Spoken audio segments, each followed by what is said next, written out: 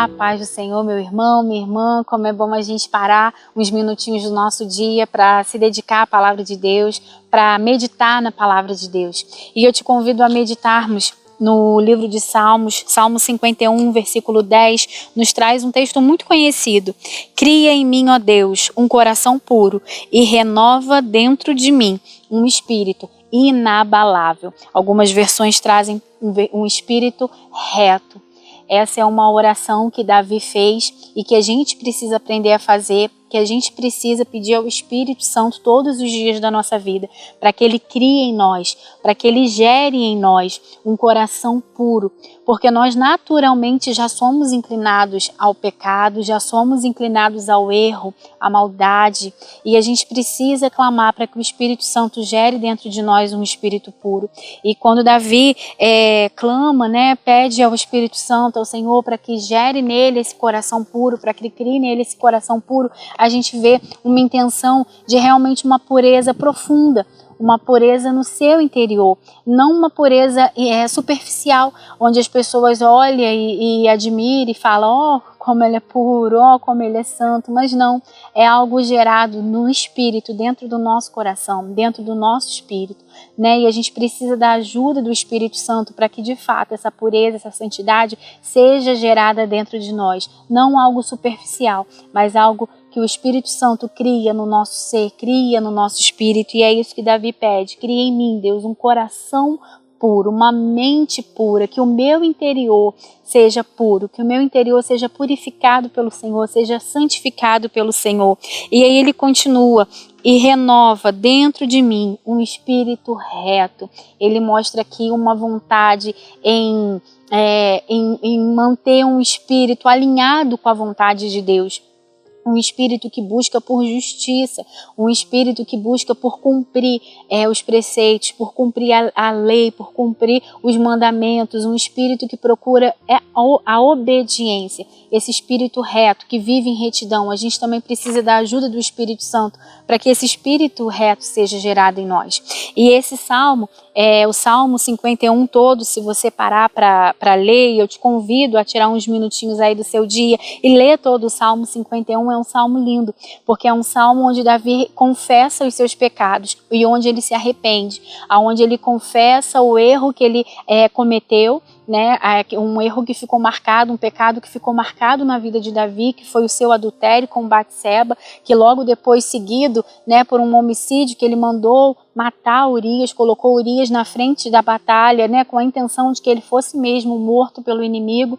Então, esse pecado que marcou, que manchou a vida de Davi, e ele foi confrontado pelo profeta Natan, e esse capítulo, esse Salmo 51 todo, mostra essa confissão, esse arrependimento, quando Davi reconhece o pecado que ele cometeu, o erro que ele cometeu, a transgressão, aquilo que afastou ele de Deus, aquilo que gerou dentro dele essa tristeza, essa contrição, esse quebrantamento, quando ele reconhece que o coração dele não estava mais alinhado à vontade de Deus, que o coração dele não estava mais puro, e aí ele clama.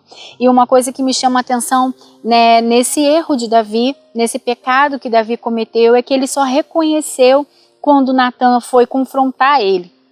E quando Natan foi confrontar, ele não reconheceu de imediato o pecado que ele havia cometido. Natan chega contando uma história. Natan chega lá em 2 Samuel 12, está escrito, depois você lê também. Natan chega, o profeta Natan, e fala com ele, conta a história de um homem muito rico, que tinha muitas ovelhas, muitos bois, e um homem pobre que só tinha uma ovelhinha, que ele cuidava com tanto amor, com tanto carinho, e aí o homem rico vai lá e pega a ovelha, a única ovelhinha que o homem pobre tinha, e ainda manda matar o homem pobre. E aí quando Davi fica sabendo daquela injustiça, ele fica irado, e ele fala, mata esse homem precisa morrer, homem que cometeu tal barbaridade, precisa morrer.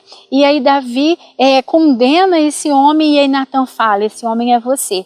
E aí que a ficha cai. E aí que ele reconhece o que ele havia feito, o mal que ele havia cometido, o delito tão grave que ele havia cometido. E meus irmãos, às vezes nós não somos muito diferentes de Davi. Às vezes a gente tem muita facilidade em reconhecer o erro dos outros, em apontar os defeitos dos outros, em falar, nossa, ele fez isso, então ele merece aquilo. Se ele agiu dessa maneira, ele precisa ser tratado dessa maneira. E nós somos prontos, né? Nós somos imediatos em julgar, em acusar, em condenar, mas às vezes o Espírito Santo nos faz olhar para dentro de nós mesmos, né? O Espírito Santo faz o papel que o profeta Natan fez e fala, peraí, e você? E o que você tem feito? E os erros que você tem cometido? E aí a gente precisa pedir ao Espírito Santo, me sonda, me conhece, vê se há em mim algum caminho mau, me guia pelo caminho eterno. E aí a gente precisa pedir ao Espírito Santo para purificar o nosso coração, para tornar o nosso espírito um espírito inabalável, um espírito reto. E a parte mais linda é que Davi, ele próprio, né, havia condenado essa atitude, mas aí ele se lembra, ele se depara com o perdão do Senhor, e o Senhor oferece para ele perdão, e ele se arrepende, e ele confessa, e ele alcança o perdão.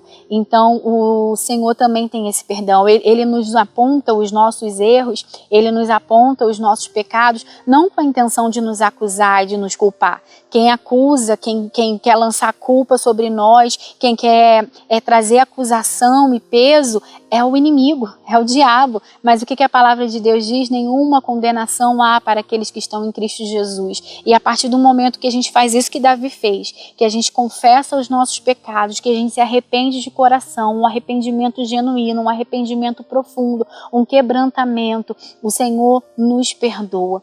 O Senhor olha para nós com um olhar de misericórdia, com um olhar de compaixão, porque Ele é um Deus perdoador.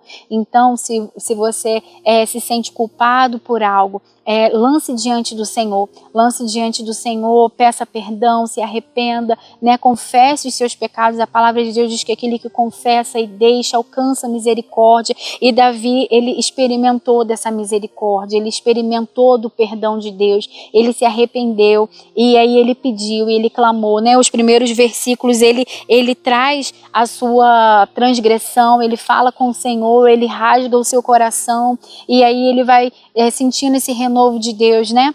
Ele vai vendo o Senhor perdoando ele, e aí ele clama, cria, Deus, dentro de mim um coração puro, eu não quero cair de novo, eu não quero pecar de novo. E quantas lições isso nos traz, da gente entender que o Senhor nos perdoa, da gente entender, às vezes, Davi, ele próprio o condenaria, ele próprio, quando foi confrontado com a verdade que o profeta Natan lhe trouxe, ele próprio viu que para ele o que ele merecia era a morte, era a condenação, porque o delito dele havia sido grave, mas aí ele conseguiu experimentar a misericórdia de Deus, aí ele conseguiu experimentar essa bondade, né? Essa doce misericórdia do Espírito Santo que está disponível para todos nós, e a gente precisa fazer isso. Confessar os nossos pecados, nos arrepender, alcançar misericórdia e pedir e clamar para que o Senhor venha nos purificar a cada dia, nos santificar a cada dia e gerar dentro de nós um espírito reto,